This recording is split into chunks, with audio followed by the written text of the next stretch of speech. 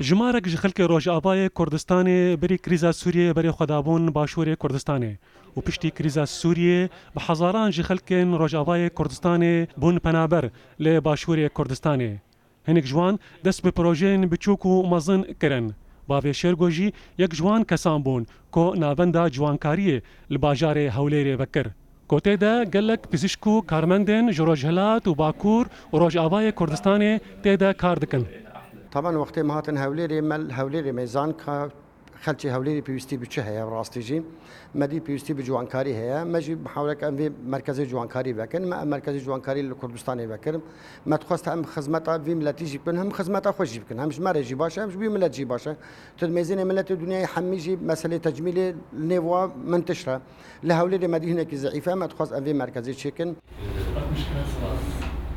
دکتۆر محەممەد گۆخواندنا خۆی پزیشکی لە سووریە خلاص کردبوو پشترە بەرێ خۆدا ئەڵمانیا و لەوەر خواندنا خۆی بلند خلاص کرد و ڤەگەریا سووریە و پشتی کریزا سووریە بەرێ خۆدا باشوورێ کوردستانê و دibêje ku bajarê Hewlêrê bajarekî ciwan e û xweşik e û li xweşikbûna zêdetir digere.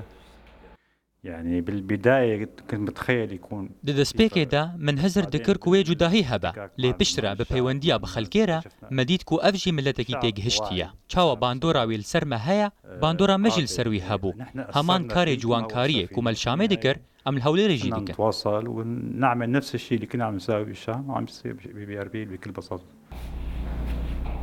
Li vê navendê hemû coreyên ciwankariyê tê çêkirin û gelek kesin ji Rojava û Başûrê Kurdistanê berê xwe didêne. من وبرادركانم وخزمي قومي وهموم عندين ليرة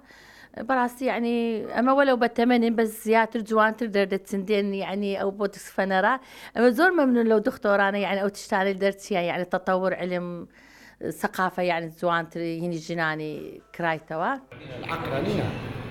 Başûrê Kurdistanê singa xwe ji xelkê Rojavayê Kurdistanê re û temamê Sûriyê vekir û piraniya diktor û endezyar û karsazên Rojavayê Kurdistanê bi serbestî li Başûrê Kurdistanê karê xwe birêve dibin. Dulxwaz Behlewî, Rûdaw, Hewlêr.